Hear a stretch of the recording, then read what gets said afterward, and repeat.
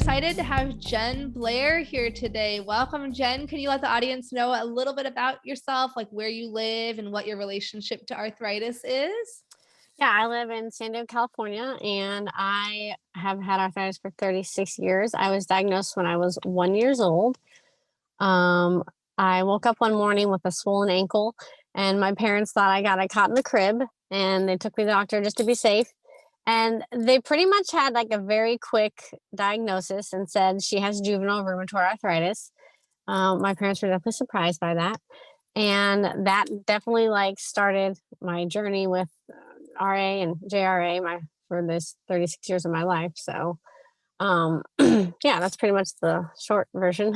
Yeah, no, and that it's so different. I've had a lot of conversations with people who have had juvenile arthritis from a young age or versus people like me who kind of lived a quote unquote hmm normal life, which normal is a problematic word, but a able-bodied life until X age and then suddenly experience a deterioration. So some people think, oh, I wish I had not gotten it till I was older so I could experience, what it was like to live a different way. But other people say, oh, I'm glad I got it since I was younger because I don't know any different. Like, do you have any opinions on that? Sorry, I'm like jumping into like a super No, deep jump question. away. I'm good. Yeah. Yeah. I think no matter when you get diagnosed and like it's something that you have to live with for the rest of your life, I think it's going to be challenging. I think that maybe there's a little bit of a benefit getting it super young because it is all it's not like you've had this abundant life where you've just been running and playing and jumping and now suddenly your body's like kind of turned on you. It's something more like I've just had it, so I've had to learn to live with it and my whole life, and so I think it's a little easier, but no matter what, I mean, it's challenging. Yeah, yeah, and for the record, I always try to say this for people who might be, we're recording this in 2022, Mm. and the medications currently available and other treatments available for people diagnosed nowadays are a lot better than the medications available like 37, or did you say 36 years ago? Sorry, I Yeah, already, yeah. yeah, Yeah. 36 So years. I only said that so that, people, you shouldn't compare you shouldn't expect your prognosis if you're like, say a mom listening right now or dad who has a child who's 1 year old who gets diagnosed, their prognosis or what's expected to occur with them physically in the next, lifetime is a lot less serious in many ways because hmm of the newer medications. So, but yeah. when you were diagnosed, it's pretty much there weren't that many, treatments. So can you tell us a little bit about, what were the different treatments that you have tried over the years? So right when I was young, they started me on medication like right away. One of them was like called naproxen and pediapred, which I'm sure most people haven't heard of unless you're like a doctor who's been around for a while. And they were just like liquid. You would just squirt it into my mouth, or my mom would hide it in my applesauce and stuff like that. Um, and that kind of helped. And I did have like physical therapy twice a week for like most of my life. And then I was on like Plaquenil, which is that pill, and um, honestly, I didn't feel like it did much for me, but they said take it, and so I took it. And then I was on like a couple experimental one called gamma globin, which never made it to market, but I did feel it helped. And then eventually I got on the biologics. I've been on Enbrel, Humira, Remicade. Um, oh, there's that one they inject into my thigh that I was supposed to inject. I didn't do very good with that. I forget what it's called right now though. But I've taken methotrexate. I've just been on tons of them, and I've taken methotrexate like in a shot, in a pill, liquid in my mouth, like everything. It was really gross, and I did not have good side effect with it. Like I would throw up every Oh, time I would get the injection in my butt and stuff. oh, I'm so Um, sorry. yeah, a lot of it was crazy. Like even in school, like something would just make me sleepy, and so I would just like fall asleep during school. And Yeah, yeah. so the medication journey for me has been like a long one, and like lots of things, and like, well, what the side effect for this, or maybe she won't be able to have children. Like my mom had to make decisions when I was younger for me about medication because I was so little. My all my parts weren't grown and fully and all that sort Sure. of stuff. So as far as medicines, that's it now. And currently I'm just only on one, and it's just Celebrex. and I just take Nice. a pill. And then other than that, I try to manage it with like my diet and stuff like that. Yeah, yeah, and people are always really curious about dietary interventions or kind of the umbrella of lifestyle, which includes diet, exercise, sleep, stress management, all the kind of things you can do throughout your day. So yeah, what are some of the things that have worked well for you in your kind of lifestyle toolbox? So when I was younger, it was really hard. Like my arthritis was really, really bad, and I would just be in pain all the time. I would crawl to the pencil sharpener at school. I'd crawl around in my house because my knees would hurt so bad. And so when I was younger, for me, it was a lot harder. Like it was hard to move. I had they serial casted me a couple times. I had splints. I had all sorts of stuff like that. And then as I'm older now, I do exercise a lot. Like I go to the gym a lot because, if you don't use it, you lose it. For me personally, my journey in it. And I try to control more like with my diet and stuff like that, and just the things I eat. And then I try to minimize now the medications I take, so that just because it wears and tears on your body, and I've had it for so long, and the medications I've had over, like you said, in the past weren't as not as good, but there was more side effects and more harm could be caused to your body long term. So now Yeah. that's what I do to manage it now. Like, and I have pain every day. It's just a matter of living with it, and like, even though you feel it, like I don't let it stop me. Wow, that's really powerful. And yeah, I mean, it's so fascinating to me how different people respond differently to medications. I do know that like the sooner you can get your disease under control, the better, for your long-term prognosis. So if you unfortunately have had, multiple years add up of, less well-controlled rheumatoid arthritis, then you're kind of playing catch up the rest of your life, which Hmm. is unfortunate. But I love your attitude that, that you're not going to let it stop you to the greatest extent you can. And I want to kind of give even more details if you're willing to kind of share like a day in your life. What specifically does exercise look like to you? Because a lot of people get confused. They're like, do I have to run? Should I do like lower impact, like bicycling or Hmm. swimming? What has worked for you? Hmm. Yeah, well, I mean, it's definitely gonna look different for everyone because every body is different. You know what I mean? And everyone is at a different stage with their um I don't want to say illness, but you know what I mean, with arthritis or whatever they're suffering with or whatever they're struggling with in their body. So for me, I go to the gym probably like at least 4 days a week. And there are times, and my gym journey in itself has been like long, like at least 10 years I've been going. And it would be a lot of like, first I would just do elliptical because it's low impact on the knees, and at that time my knees were still real. Both my knees are replaced now, and so I would just do a lot of low impact. I would do swimming, and that would help just to even move the body like that and stuff.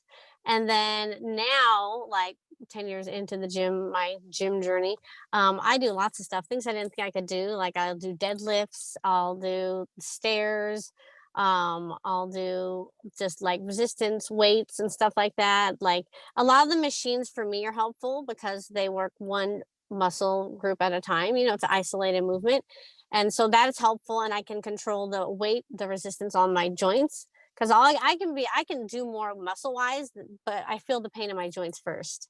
So Yeah. that for me is a little bit of a struggle, but I push through it because I know that that's what my body needs. Well, and yeah, there's so much that's still emerging with like pain science, and pain medicine. But one of the things is that in the older days, they used to say, always listen to your pain. And if you have any pain at all, that's a signal to slow down. And that's considered outdated now. And as like an Mhm. overall, like, blanket statement, it's true for certain things. Like, for example, after my C-section, the pain was so severe that it was so clear that like I shouldn't move that area, as much as like, Yes. but with chronic pain from a chronic ongoing condition like juvenile idiopathic arthritis or rheumatoid arthritis, it's like we have to kind of learn the differences between the different kinds of pain. Because for me, yeah, like stiffness and a little bit of resistance to movement, that pain gets way better with Hmm. movement. Hmm. Even, Yes. and but if it's a hot, like when I have a hot flare up that's like I'm really inflamed, then I have to slow down a little bit. But it's so true that, you, like you said earlier, you don't use it, you lose it. And also, like, kind of, they say, um, joints in like, motion is lotion, and the Arthritis Yeah. Foundation had this great campaign, joints in motion, Hmm. um, a while ago. But yeah, did you learn all of it on your own, or did you have a personal trainer? How did that work? No, I did. A lot of it I learned on my own. And then more recently, I've done just like a bunch of research for stuff that I would know that my body would need when I'm working out or when I'm moving and the way I move it. And I mean, personal trainers are super great. I mean, they're expensive. So I just kind of learned myself because that was easier for me. Um, but yeah, I definitely think like when you were saying like, when you feel pain, you should stop. And I think that, yeah, that is completely true to a degree for us. Like you said, if you're in like a big flare and like you're not good, like I wouldn't push it. But like when you can kind of push it a lot of times if you know your body, you know what I mean? Like, I can go a Totally. little further, and so if you can then able to, like I would say do it. But if not, definitely listen to your body. I'm a huge fan of that too. Yeah, no, I think that's one of the most confusing things. People in the beginning, when they get newly diagnosed, they're like, I'm getting all these mixed messages. Like, you have to exercise, but also listen to your body. And it honestly, I just say, to be realistic, it's going to take trial and error. And what that Hmm. means is sometimes you're going to overdo it and feel really crappy the next day. And like, just go into it expecting that, and know that as time goes on, you'll find like your sweet spot, or like your sweet spot is a little bit of a moving target sometimes. Like, sweet spot meaning, the just right amount of exercise for you, Yeah. and I might, maybe certain days, like right now I have a little bit of I have a stuffy nose and a little bit of like, I'm fighting something. So I know that this isn't the day to like push myself on the exercise bike, but maybe next week I'll be able Yeah, to, like so maybe it's your body just wants rest, so give it what it needs. yeah, yeah. And then you also mentioned like diet and nutrition. That's a really fascinating kind of slash stressful topic to me, because I feel like the data, like the scientific data on um the evidence for exercise for rheumatoid arthritis is very uniform and pretty clear. That like Hmm.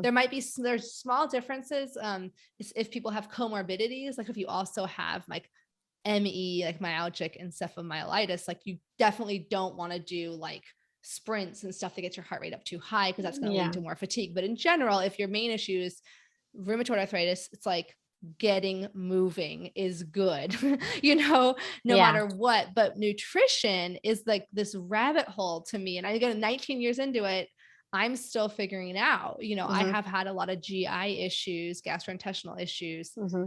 Sorry, I'm interviewing you, but No, I'll get you're back to good. you. But the I point want to hear is, about you. yeah, and like you said earlier, we're all different, but Yeah. nutrition seems to be an area where we're all even more different than other areas, because maybe one person's like, yeah, I could walk on a flat surface for 10 minutes. Someone else is like 15 minutes. Someone else is like 2 hours, but it's still like, we're not that different, as opposed to like, I eat only meat because I'm on the keto diet and that works Oh amazing for me. yeah. Or I eat no meat and I'm on the vegan diet and that works amazing for me. Or like, I ate just the standard American diet for 7 years which is like, processed food. And like, I Hmm. mean, it wasn't like super unhealthy. It wasn't like eating McDonald's every day, but I ate whatever I wanted and I was in complete medicated remission, Hmm. And so like, cause I was on Enbrel and methotrexate, which worked Oh yeah. really well for me. So long story short, I just love hearing about it, because I'm very confused about it still in my mind of like what, how to sort through all the conflicting evidence. So tell us what you do and what works for you. Okay, so yeah, I was on, and there's nothing wrong with taking medication. Like I'm a huge fan of it, and I'm thankful that it's there, and it works. You know what I mean? Like I always know that if I need a quick fix, I can just be like prednisone. And then I won't sleep and feel like the Hulk. Um, but Totally. Me too. I feel invincible on yeah, prednisone. I know that's a blessing and a curse, that one. Just as long term damage for that one. But other than that, for me, I have seen like family members in the past who've also had like health issues, and not necessarily like partly their diet, but also the medication and just the combination of it. And then slowly they just kind of withered, and like my mom's already passed away and my aunt and stuff like that, and they both kind of had illnesses. And so like um I just decided one day, like, okay, I'm gonna just look into this. You know what I mean? Because I was like Jack in the Box, drinking tons of like Coca-Cola soda, and like I was like my diet, and I was like, no, I'm good. And I would just control my arthritis with medication, which worked at the time for me. And I was in that space at that time. Um, but I just discovered, like, like, oh, maybe the things I'm eating are actually affecting like my inflammation, and like triggering my arthritis to flare up, and like my joints to be stiffer, and and it's just because like processed sugar can be a trigger for it, and gluten and dairy, and those are the top three for like autoimmune disease that can like mess with like just your body if you have an autoimmune disease. And it is what it is. Like, it sucks. Like, I'm like, why can't I mean, I want to go get a double cheeseburger, you know what I mean, or whatever, and get some curly fries and a ranch. And I can, Yeah. I'm able to do it if I choose to put it in my body, but if I don't, and so I have tried dairy free, gluten free, and processed sugar free. I've tried them all at the same time, and that is a process, by the way. Like, that's not something you just decide and the next day you execute that one, because if you're used to eating a certain way your whole life, and then you go have this crazy lifestyle change, and you're like, well, what doesn't have gluten, or what am I just eating cardboard, and you know what I mean, and ice cubes. Yeah. So yeah, and that's what it seems like a lot of times. And so I do try to avoid gluten, and I try to avoid dairy, and I try to avoid processed sugar. I mean, I do eat them because I've tasted the goodness, you know what I mean. You get me a cheesecake, and I'm like, okay, I'll have a slice. And I choose to put that in my body, and I can feel the difference when I do like have my diet, what my body needs for it, because your body's need different, you know what I mean? And so everyone's body's different. So um like I feel like I'm stronger. I feel like I don't need to run to the doctor and get a bunch of medication. Once again, not that there's anything wrong with that, to each his own, in my opinion. You do you, and whatever works for you. And this just works for me and where I'm at in my life right now. um Yeah. Yeah, yeah, absolutely. Sorry, I'm jumping in no, you're to good. Jump. say, yeah, like, and I think, I always try to like pepper in little bits of evidence into the podcast just so it's like kind of a more interesting and fun way to like learn, personal stories, but also like some of the scientific evidence. And, Mhm. I always say when we start talking about lifestyle, for the record, like, it's estimated like 90 to 95% of people with rheumatoid arthritis are going to require medication therapy to sustain long-term remission. That doesn't Mhm. mean that if it's a goal of yours, like, everyone should be free to have their own goals, right? Mhm. Yeah. Like, one of my goal might be exercise related or sleep related. Your goal might be diet and nutrition related, and you could try to achieve that goal. But it's important to know that the odds are not in your favor if you are trying that. And again, I don't want to be depressing to anyone, but it's important to understand, I think, that the evidence is super, super strong for the current medications for people Mhm. diagnosed now. And the other thing is that that lack of evidence isn't evidence of a lack of. So there's a lot of arguments by the diet and nutrition proponents that say, wait a minute, well, there's a lot of money in the pharmaceuticals. And that's very true. Like, my insurance pays $60,000 a year for one of my medications, that's not Mhm. even mentioning the other ones. So I do expect, from the evidence I've seen with like the gut microbiome and the relationship between the gut microbiome and the immune system and rheumatoid arthritis specifically, I think there's just going to keep being more and better evidence for it.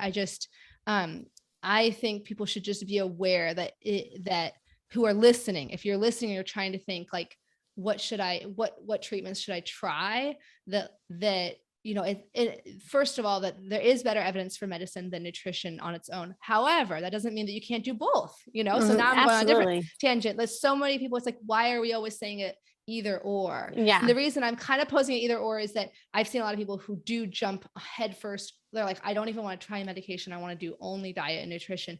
And then they end up regretting it later because you can't turn the clock back on Mhm. joint damage, unfortunately. Yes. So anyway, sorry, that's my little soapbox. No, you're But good, and I agree with you. And also for me, like, I have been in this for like 36 years too. yes. So like I've tried so many things that now I'm just in the place where I do the medication, the low amount, and then I try with the diet, and like, as well.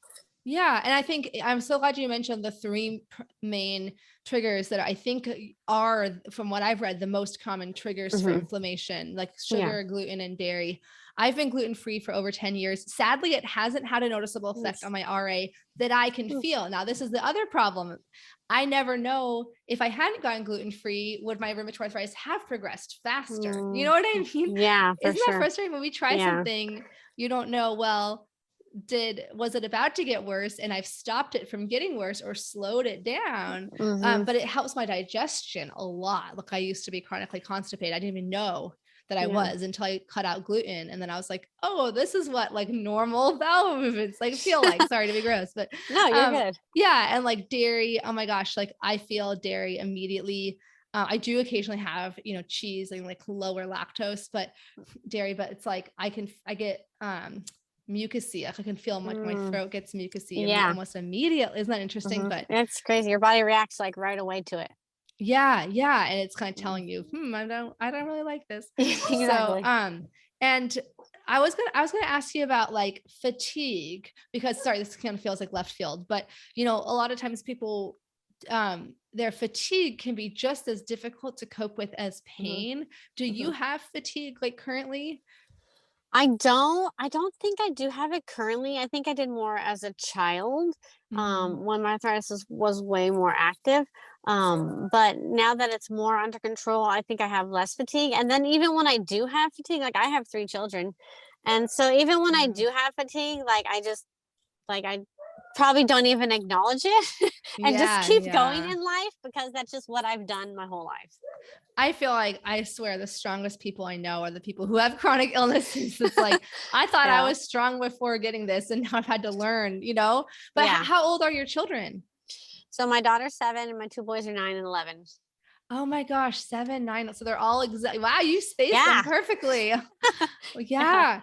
Well, and that's a frequently asked question I get, is like tips and tricks or wisdom from your experience being a mom, managing, you know, now you have what was called juvenile rheumatoid arthritis. Now it's called juvenile idiopathic arthritis. But just for the record, the prognosis for that is a little different than rheumatoid arthritis. Like it actually is more likely to go into remission than adult rheumatoid arthritis. But at any rate, so what, I mean, we could talk for hours, I'm sure, about what, you know, did you have good pregnancies? Let's start with that. Like I went into remission during my pregnancy. What were your pregnancies like? Oh yeah. Well, first I didn't even know if I could get pregnant. I had never tried. Yeah.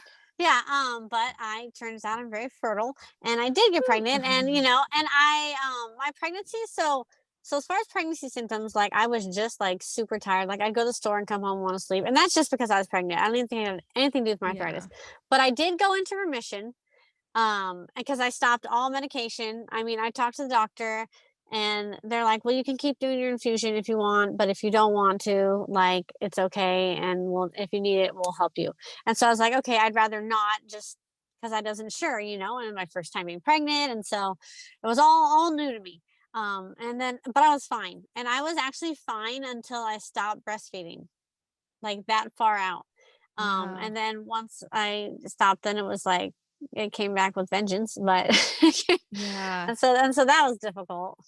Yeah, and that's really common that I had a postpartum flare up when I was still breastfeeding. Like it started like about 4 weeks postpartum. And I also, like you, I mean, my son's 8 years old. And at the time it was a lot more conservative. The advice with medications, it was, you know, go off them if you can. There's not enough evidence. Now there's a lot better evidence. And I'll link to that in the show notes from the American College of Rheumatology for which medications are actually found to be safe during pregnancy, because it's also, if you don't end up getting that pregnancy remission, it's also not good for the baby to have like a lot of inflammation in the mom's body. But anyway, like I started having the flare while I was still breastfeeding. I was like, darn it, I wanted to be one of those people who, you know, the breastfeeding, you know, made the flare up delayed. But anyway, so that's good. I think with my first son, it actually did stop before it started. The flare up started before I ended breastfeeding, but by my third, it was the longest I had gone. Wow. And then I ended up like stopped breastfeeding because I went on the infusion again, and so that was with my first one. It was actually like that, and it was actually like a hard decision at that point because I wanted to give them my milk as long as I possibly could. But I did pump a lot, and I was quite the producer, so I don't know. It was what it Wha- was. I had bags in the freezer. Oh, that's great. Well, yeah. Yeah. I felt when I got pregnant the first try too. And like you, I had no idea, I had been Yeah. medicated for, Mhm. at that point, 12 years, heavily medicated for rheumatoid Yeah. arthritis. And so I was like, and I've been on methotrexate, Mhm. just for the record, you definitely are not supposed to get pregnant with it, but it doesn't have any long-term effects on fertility that I'm aware of. But I'll post to the American College of Rheumatology resources on that. But I was still kind of like, okay. And we got pregnant the first try. Oh, yeah, see? Yeah. Yeah. So I was like shocked. I was like, look at my body, like look at my body doing this. And then breastfeeding, I was like, wow, this is working. Like we did have to supplement with formula because I wasn't like a perfect producer, Oh, but it was yeah. at least like, I'm like, wow, this is, I almost had like too low of expectations. I was trying to lower Uh, my expectations so I wouldn't be disappointed. And then I was like, yeah, for sure. what? Yeah.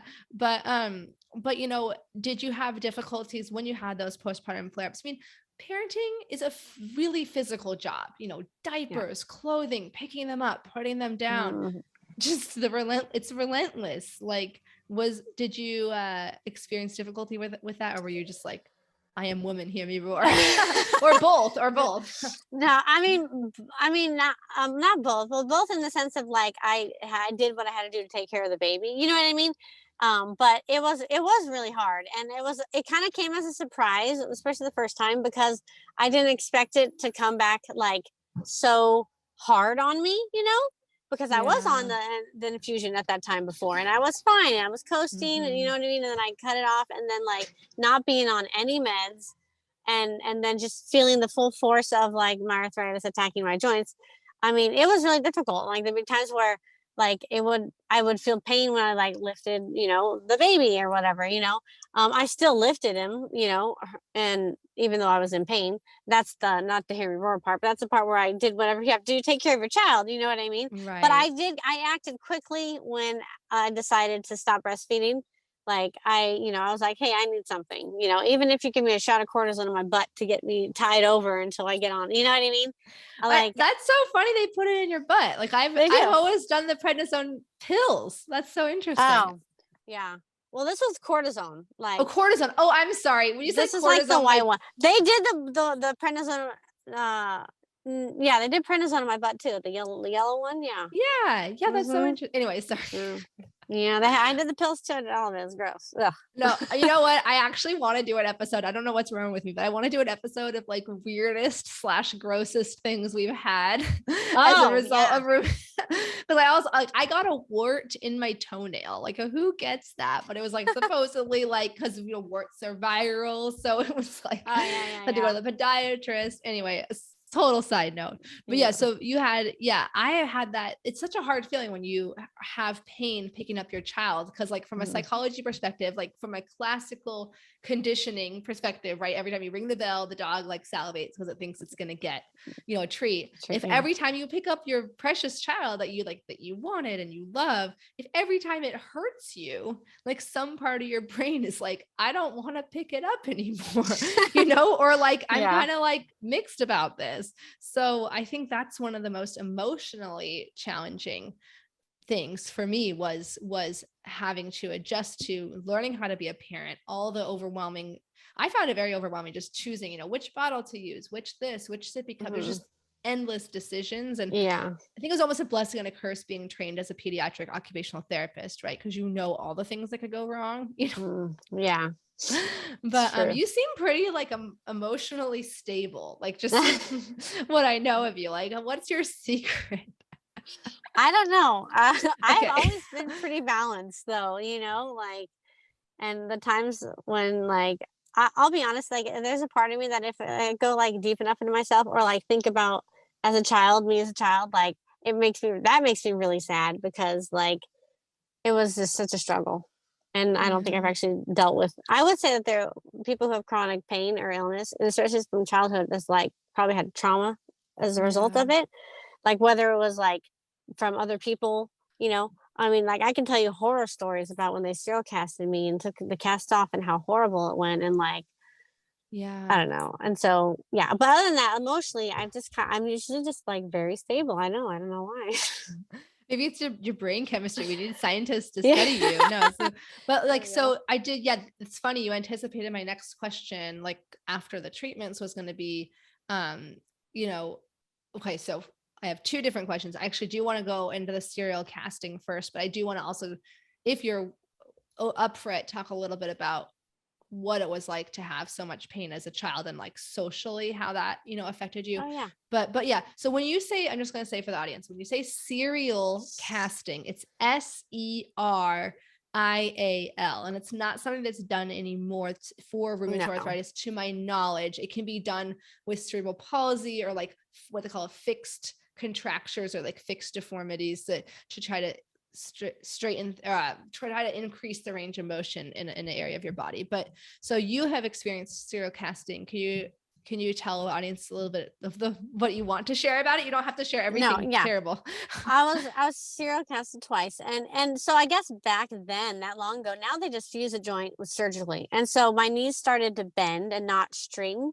And they're like, well, she can't walk with bent knees. So we're gonna bring her in the hospital, like force her knee straight, put a cast on it, come back in 2 days, take it off, force her knee straighter, put a cast on it, come back to force it serial. So over and over and over. I don't like to say like a serial killer, but that's what people think. It happens. Yeah, So that's how it's so spelled. yeah, exactly. The first time was in San Diego, and it was horrible, and like it was all the way up to my thighs, and I was in school, and that was just awful. Like I tell people I was a loser in school, and they're like, "No, you weren't." I was like, "You weren't there. You weren't there. I was." Oh my Kids are God. mean, but it makes Were you you on stronger. crutches or was it both knees or just one? It was both knees. I was Oh. on crutches before I even had it, just to help my knees because they were bending. Mhm. And then they did the serial casting. And so the story with the one crazy time was that I was having them taken off one time, and it was like, okay, so they have like the fun saw now that just vibrates and you can touch it. They didn't have that saw 36 years ago. They had a big scary saw, and this girl was taking off the casts, and they do the right side and the inside and the inside and the outside, and then they pull the cast off, and she's cutting it, and it's her first time. And like I'm laying there and like I'm screaming, like it's cutting me. And she's like, no, it's just warm. And so then they're holding me down and I'm still screaming.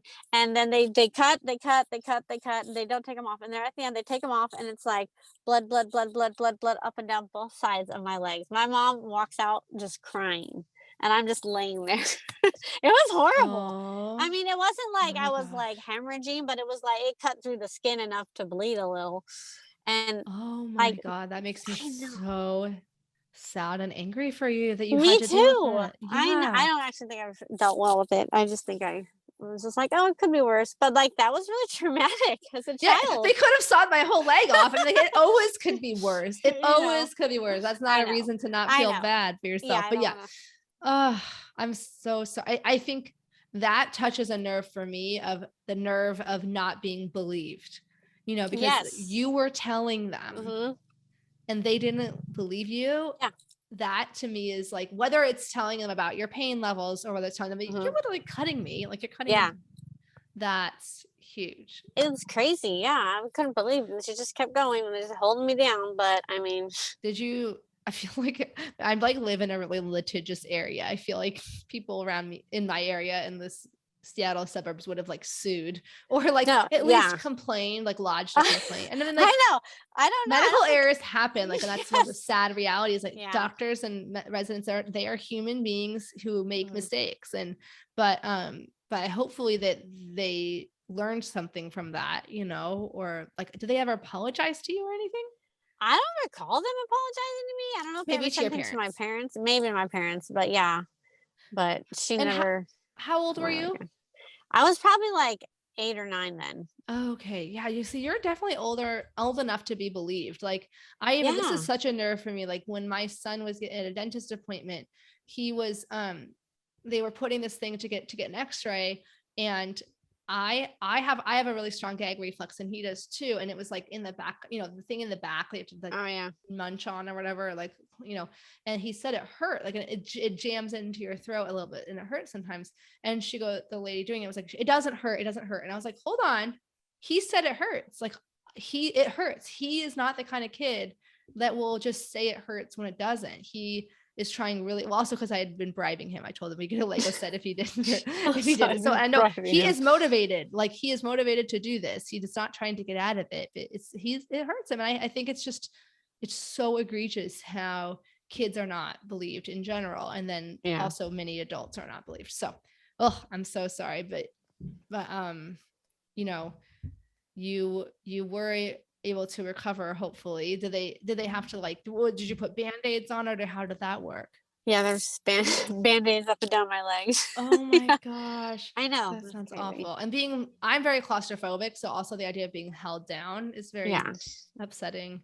Ugh. Yeah, it was like the fact that I wasn't like heard or acknowledged. I was just like, wow. Like, oh, that's where you learn your voice doesn't matter. You know what I mean? Like, Yes. Yeah.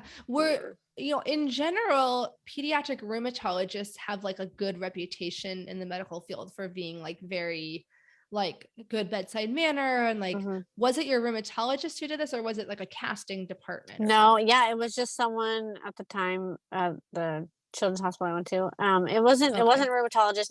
Actually think it was a physical therapist Oh, who, I mean, she said it was yeah. her first time, and I think there was maybe no one else there to do it, but she shouldn't have been doing No, she that. should. No, No. she should have listened to you, especially if it's your first time, to have Yeah. that hubris to be like, oh, well, you're not really bleeding. Like, Yeah, how do I you know. know if you never done it before? Yeah, Sorry. you're good. Oh, I want to write a strongly worded letter to that your person. passion. Yeah, Your I know. passion there. Well, and so that does bring me to the question about, being a young child with, with juvenile arthritis, a condition that so many people don't understand. What was that like socially? Like, did you have any friends that were kind of there for you that like maybe helped you in school, or was it like you said what did you say earlier? You were like a dork or I was a something? total loser. I was a A loser in loser. school. Oh, that's Yeah, so a dork. sad. I wish I was a Don't dork. talk about my friend that way. Yeah. Yeah. Haters. No, I'm just kidding. Yeah, no. What can you give me some examples, or what did it feel like? It was like I was super lonely as a kid, and I only think I've only acknowledged that recently in my older age. You know what I mean? But and I wanted to be accepted. I wanted friends, and there were like a couple. Of course, part of me was like, "Oh, they're just pity friends," and because you could never tell because I was the one leaving early. I was the one falling asleep in class. I was the one who clearly had a physical issue. I walked different. I had casts. I had crutches. You know what I mean? So I was, people would make fun of the way I walked, down the hallways and stuff like that. Um, and so, I mean, I didn't have a lot of friends. There were probably like two girls who would hang out here and there with me and stuff like that in elementary school, and then junior high, hardly anyone again. But junior high is just a very weird time for everybody, let alone the Yeah. girl who's like super different, the only one in the school like that. Um, Yeah. and then high school, I mean, I was definitely a loner in high school and probably a loser too. Oh, But definitely a don't say loner. I was that. just different, like I was Yeah. okay sitting, eating my hot pocket, drinking my Coke, just watching everyone, like I became like the watcher. And there were a Yeah. couple of people I knew, you know what I mean? But we didn't like hang out and stuff all the time. Um, Yeah.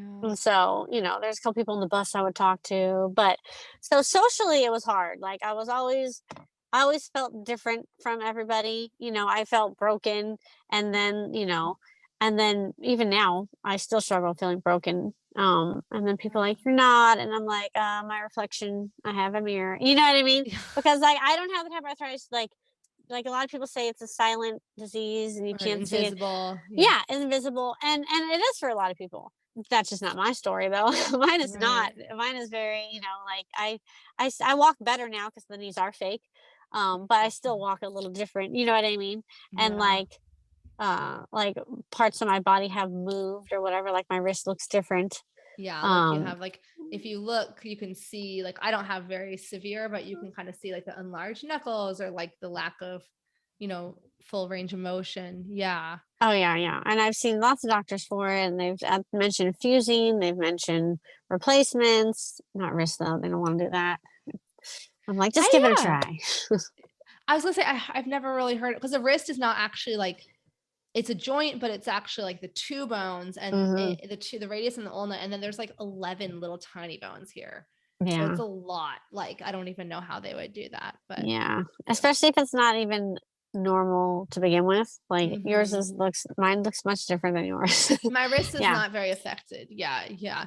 It was only my left one, and you can't really see it. You can't see anything, but after having Charlie, I think I think it was honestly overuse, like where I would always Mhm. hold my left side because I'm right-handed. But Oh anyway, yeah. yeah, I know people who've had wrist fusions, but not wrist replacements. Yeah, they definitely would recommend more wrist fusion for me, but I Mhm. just I mean, my wrist definitely looks different, and I hate that about me, and it's hard every summer to get tank tops on and just walk out and be who I am, but I do Yeah. it.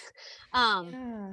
but they said probably not a replacement, but they'd fuse it in a heartbeat, but I think it's more functional the way it is, even though it looks different, and it like, there's not much joint left, and it's Mhm. kinda moved a little bit, Hmm. so But yeah, it's interesting you said, you felt broken and still struggle with that. I know that reminds me a lot of talking to I talked to Carol Ruth Silverstein, who had juvenile rheumatoid arthritis and wrote a book called Cursed about it. Have you heard of her book?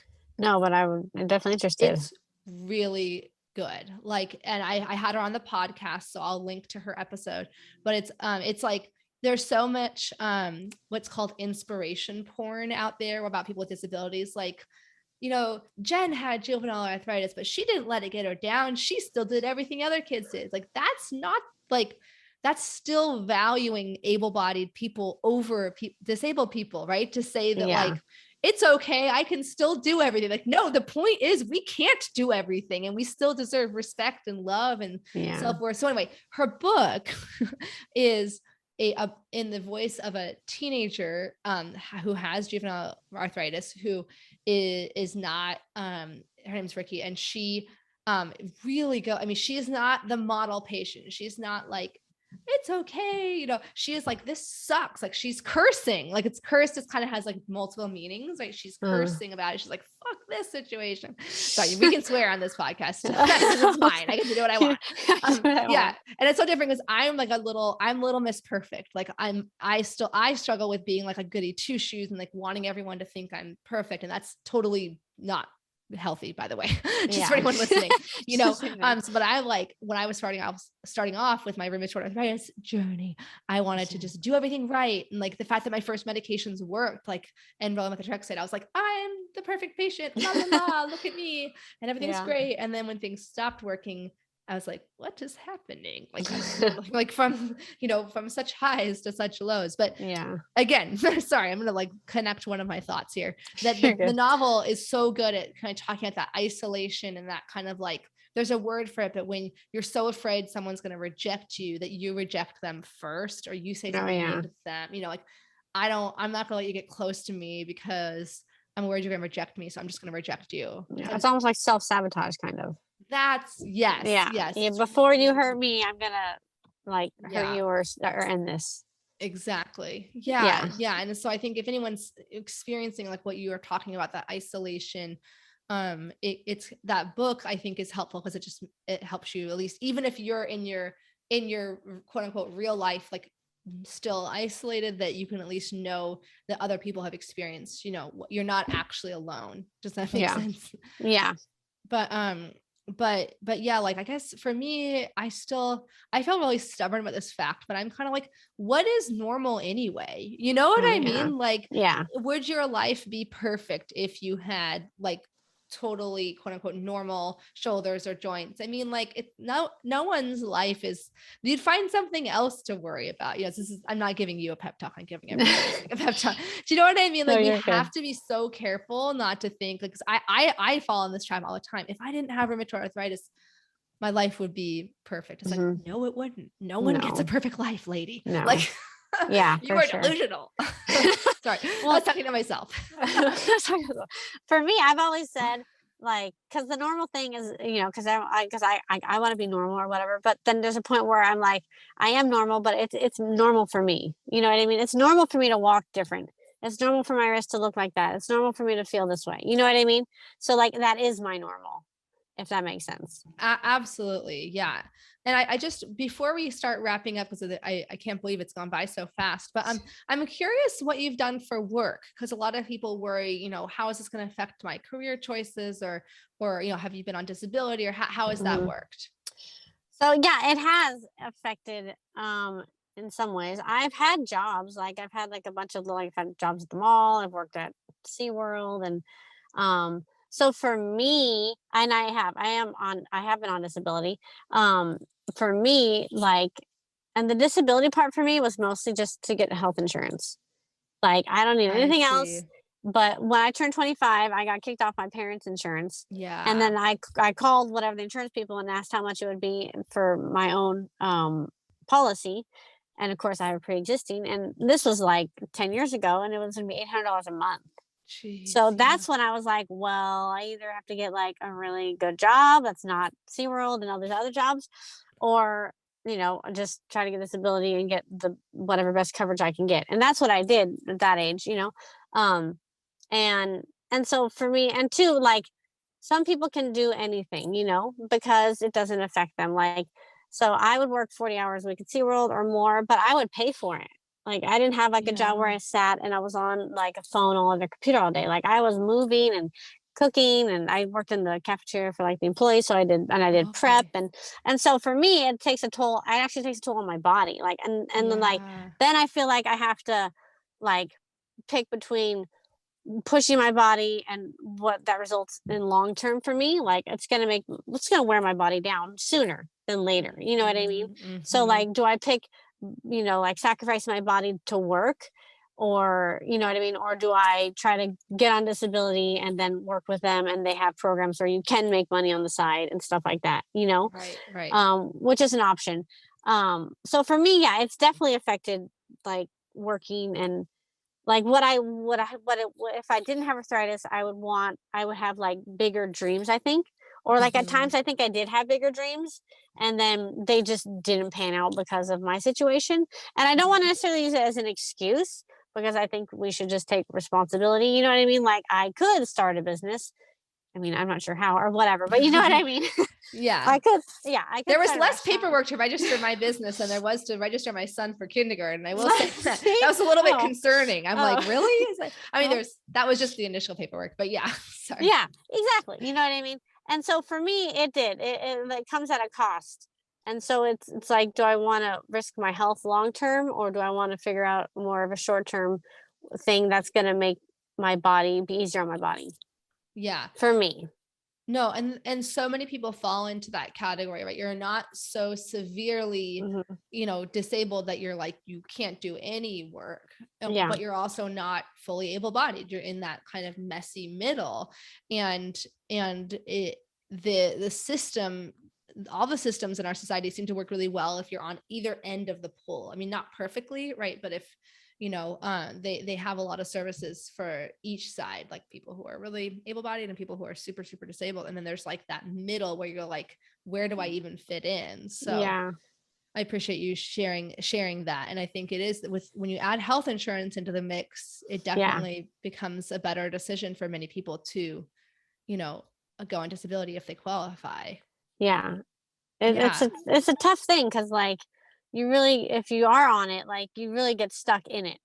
You know what I mean? Like, you're like, well, I can't, we can't make more than this amount, or else you would get kicked off of it, or, you know what I mean? And Yeah. then you take the chance of doing something and it not working out, and then you have no insurance, and then you have to start back at square one. So I do think you're like, that middle ground you're talking about is just a hard area to be in. That's the area, like, I feel like I've been stuck there before, and like, it's just really challenging, especially when it's like about your health. I'm like, well, like I said, my knees are fake. Like, those weren't cheap. Like, thank God I had Yeah. insurance for them. Right. Or just Right. anything. I broke my leg a while back, shortly after I had one of my second child, and like, I had surgery the very next day. Like, you know what I mean? Like, I needed Oh insurance my for that and gosh. stuff. So Yeah. I don't know. It's just, the insurance thing is a hard one for me, because I feel like I get stuck in it sometimes. Yeah, you are not the only one, and definitely we need universal health care for multiple reasons, that being one of them. But the last question I usually like to ask is, what advice do you have for someone newly diagnosed, either with juvenile idiopathic arthritis or uh, a young person? I still think of myself as a young person with rheumatoid arthritis, even though I turned 40 last year. So, Oh, you're uh, still young. You're yeah, still I know. young. I mean, it's all relative, right? Yeah. Yeah. So yeah, what advice do you have, or just words of wisdom? So, like, someone being freshly diagnosed? Yeah, yeah. Okay. I would say expect your life to change, but it doesn't always have to change in like a negative way. I would also recommend that if you can find support, whether it's someone who's experienced it or a group on Facebook or whatever, you know what I mean? Reach out for help when you need it. Don't ever let it stop you. I'm a big fan of that. Like growing up, I always had people would tell me, "Oh, you can't do this or she can't do that." And I would be like, "Watch me." And I would do it. I might look different doing it, but I would do it. And I actually recently got a tattoo on my shoulder that says "Watch me." I love that. I Oh just got my this in gosh. November. Yeah, and like it's just kind of like something I've always said and like the mindset I've always had, like and I've always said I'm never gonna let it stop me. And